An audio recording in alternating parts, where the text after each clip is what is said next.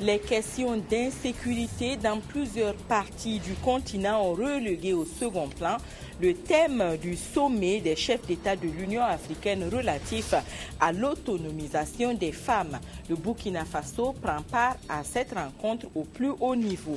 Et puis, il faut travailler à une reconnaissance des diplômes des structures de formation comme le centre de référence de Zignaré. C'est l'un des défis que veut relever le ministère en charge de la jeunesse qui veut s'engager dans la création d'emplois durables. Bonjour à tous et merci d'être au rendez-vous de l'actualité de la mi-journée sur la télévision du Burkina. Bon appétit à vous qui nous suivez à table.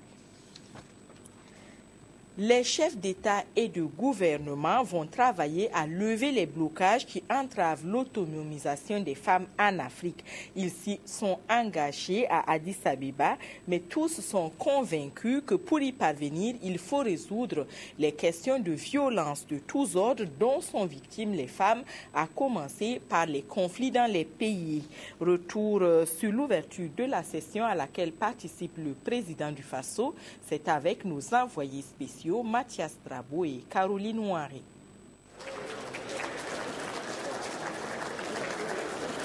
C'est par un devoir de mémoire que s'ouvre la 24e session ordinaire de la conférence de l'Union. La génération présente se souvient de celui-là dont toute la planète a retenu l'héroïsme. Désormais, l'esprit et le nom de Nelson Mandela colleront de plus près aux séances de l'Union africaine. Puis vient le moment de camper le décor pour les prochaines 48 heures que devrait durer la rencontre. Les traditionnels grands dossiers sont toujours du rendez-vous. Le développement tous azimuts, la paix, la démocratie à travers des élections libres et transparentes. Sur ce volet, la conférence promet de maintenir l'attention sur le cas burkinabé qui envisage les élections les plus attendues de son histoire pour octobre 2015. Un cas qui a d'ailleurs attiré les félicitations de l'Union. Sur le plan de l'insécurité, la conférence crie haro spécial sur Boko Haram, la consternation. Au-delà de l'émotion, l'Afrique s'impose l'action, une réaction collective et déterminée de l'avis de tous. Car oui, la patate est chaude, brûlante même, mais la refiler, c'est courir le risque de l'implosion collective. Le terrorisme ignore les frontières. Autre sujet d'urgence, la fièvre à virus Ebola. Contre elle, parer au plus pressé reste la première consigne, puis d'y faire face dans la durée. Enfin vient le déroulé du vaste programme pour le prochain cinquantenaire. Il devra être celui de la concrétisation avec pour cœur de cible la gent féminine. Année de l'autonomisation de la femme et développement de l'Afrique pour la concrétisation de l'agenda 2063. Égalité des chances pour l'engagement en politique, accès à la terre, à l'eau, aux soins de santé, modernisation de l'agriculture, mobilisation des ressources pour la mise en œuvre. Revoilà donc le printemps des femmes, des hommes aussi, la condition du développement étant que le partage des fruits soit le plus équitable possible. Cette session est celle au cours de laquelle le président zimbabwéen est devenu président en exercice de l'Union africaine. À 91 ans, Robert Mugabe remplace le Mauritanien Mohamed Ould Abdelaziz. C'est un choix sur lequel le président du Faso s'est exprimé, toujours au micro de Mathias Drabo et Caroline Ouaré. Écoutez, vous savez, en matière de présidence de notre Union, c'est une question de choix par les sous-régions. Donc, c'est certainement la sous-région de l'Afrique australe qui a porté son dévolu sur le président Robert Mugabe pour présider les destinées de l'Union africaine durant l'année 2015. Bon, là, franchement, je ne sais pas ce qu'il faut dire, mais parce que c'est leur choix à eux. Ce que je sais, c'est que, bon, c'est quelqu'un qui est un patriote, qui s'est beaucoup dévoué pour l'Afrique. Bon, malheureusement, il prend quand même la direction de l'Union à un âge très avancé. Mais je pense qu'il se dit avoir suffisamment de ressources pour pouvoir s'acquitter de la tâche qui lui a été confiée. Revenons à Ouagadougou où le mouvement du peuple pour le progrès a tenu ce matin une session de son bureau politique national. À l'ordre du jour, des points comme la préparation des élections dont la date est connue. Les membres du bureau politique national du MPP ont également appelé les acteurs sociaux à privilégier le dialogue pour résoudre des questions comme celle de la vie chère. Adama Koulibaly. C'est connu, les élections couplées présidentielles et législatives sont fixées pour le 11 octobre 2015 et les municipales le 31 janvier 2016. Cette question est à l'ordre du jour de la rencontre du bureau politique national du MPP, Mouvement du peuple pour le progrès. Nous allons aussi faire le point des activités de notre parti, de la vie des sections au niveau des provinces, au niveau des communes, des villages, des secteurs et à l'étranger.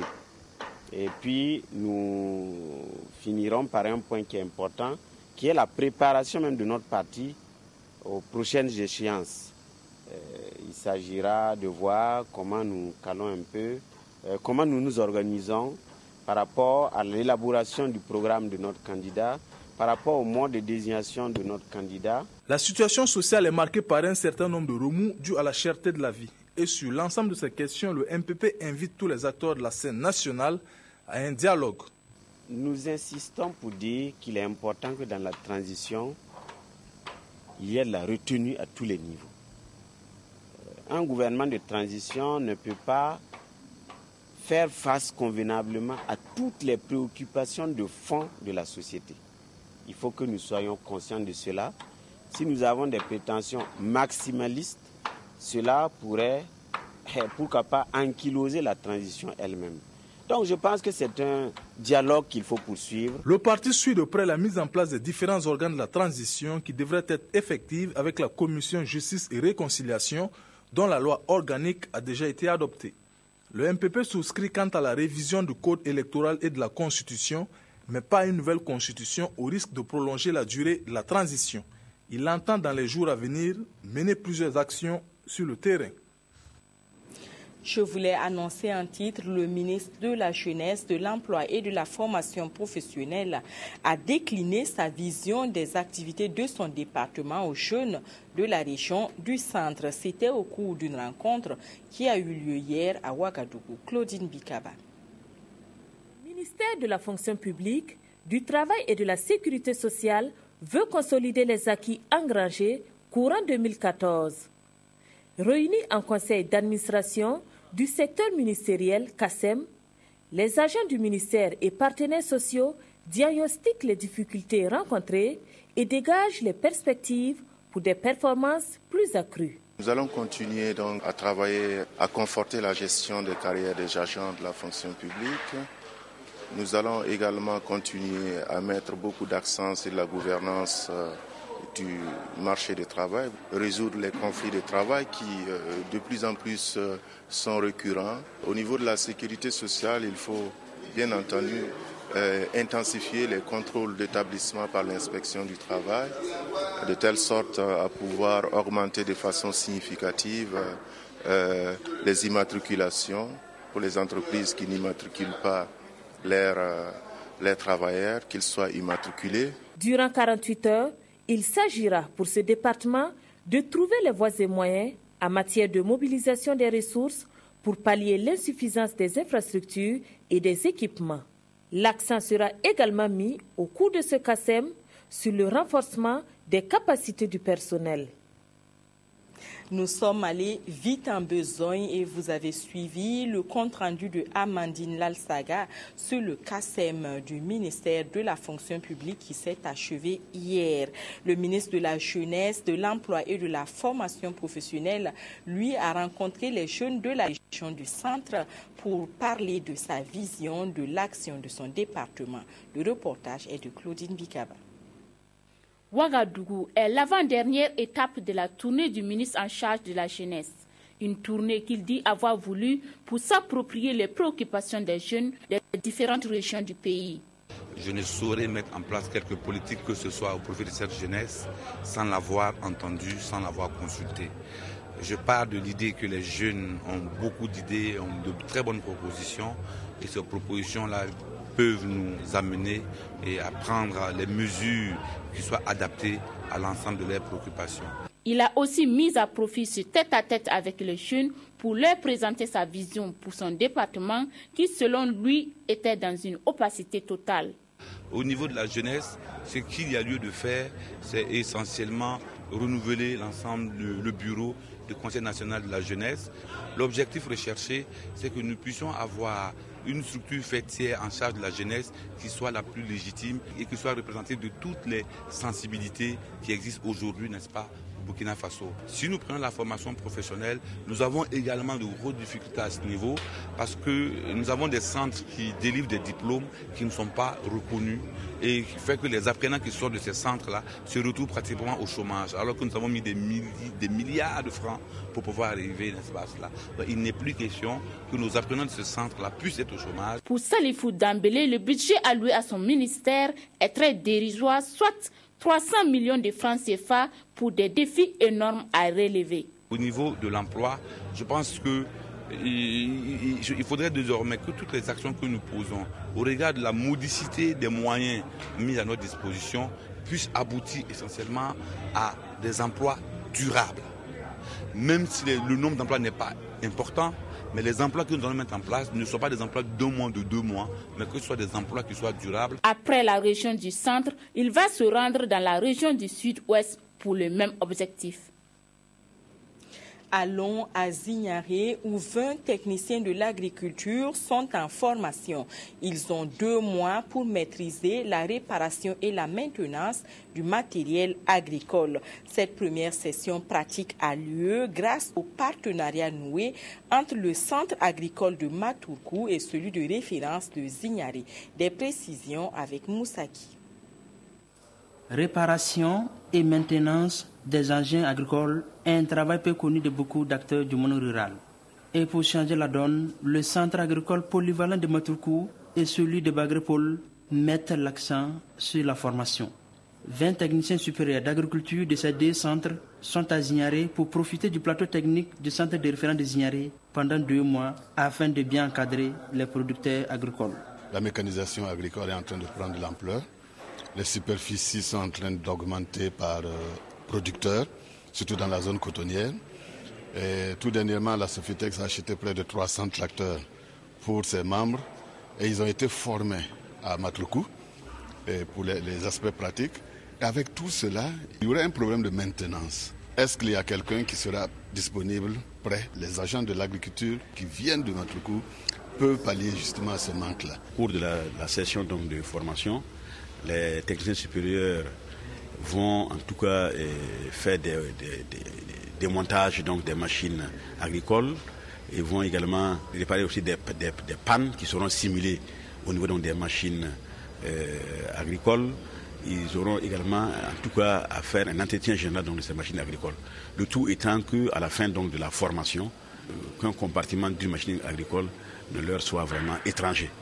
L'organisation de cette première session de formation pratique dans ce centre a été possible grâce à 2 choses. Le partenariat entre le centre de référence de Zignaré et celui de Matourkou, ainsi que l'appui financier de l'ambassade de la Chine-Taïwan grâce à son projet riz pluvial per pays. Ouvrons à présent la page religion de ce journal. Les catholiques de l'archidiocèse de Ouagadougou se préparent pour leur traditionnel pèlerinage à Yagma qui aura lieu demain dimanche. Cette année, le pèlerinage n'est pas national, mais en raison des situations dramatiques que le Burkina et le Niger ont vécues, tous les évêques de la conférence épiscopale seront à Yagma pour rendre grâce à Dieu pour le don de la paix. Ils vont aussi lui confier toutes les familles. Des précisions avec l'abbé Narcisse Guigma qui est au micro de Draman Guéné. 7h50, accueil et consigne. 8h, on commence le chapelet. Et lors du chapelet, nous allons avoir des intentions particulières pour plusieurs expressions de la réalité des familles de notre temps. Ce qui fait que nous porterons les familles dites normales, père, mère et enfants, famille où intervient le veuvage, famille avec difficulté, les fiancés, et les célibataires. Ensuite, nous aurons la messe à 9h. Et après la messe, nous aurons une exposition du Saint-Sacrement à la basilique Notre-Dame de Yagma pour adoration personnelle jusqu'à 16h. On clôturera l'adoration individuelle là en adoration communautaire avec les vêpres intégrés. Et l'un des fondateurs de cette église de Ouagadougou est Monseigneur Chouani Thévenou. Il est natif du diocèse de Chambéry avec qui Ouagadougou a maintenu des liens de fraternité. Une délégation de Chambéry séjourne en ce moment à Ouagadougou. Ceux qui ont commencé à fréquenter la paroisse cathédrale de Ouagadougou après 1950 ne connaissent de Monseigneur Thévenou que cette statue. Né en 1878, ce Savoyard est l'un des fondateurs de l'église en Haute-Volta. 66 ans après sa disparition, 2 membres de sa famille biologique sont en visite à Ouagadougou. Nous, les enfants, nous l'appelions Tonton Blanc. Ici, c'est la vie qu'il avait choisie. Et même, il voulait être enterré ici, chez les miens, comme il disait. Il était vraiment de cœur burkinabé. Et pour nous, venir ici, enfin je crois qu'Hélène c'est comme ça, c'est vraiment revenir dans sa terre, dans son pays, qui devient un petit peu chez nous. Elles font partie de la délégation de Chambéry, l'archidiocèse d'où est venu Monseigneur Chouani Thévenou. Aujourd'hui, c'est du Burkina Faso que partent les missionnaires. Des prêtres de Ouagadougou viennent en Savoie et assurent la responsabilité de paroisse. Nous venons d'accueillir une communauté de sœurs de l'Immaculée Conception de Ouagadougou qui avait été fondée par Monseigneur Thévenou. Cela, en fait, nous permet de concrétiser le fait que l'Église est une famille. Monseigneur Thévenou est venu donner toute sa vie pour ce peuple de Ouagadougou qu'il ne connaissait pas, qu'il a appris à connaître, qu'il a appris à aimer, et qui sont devenus ses fils et ses filles.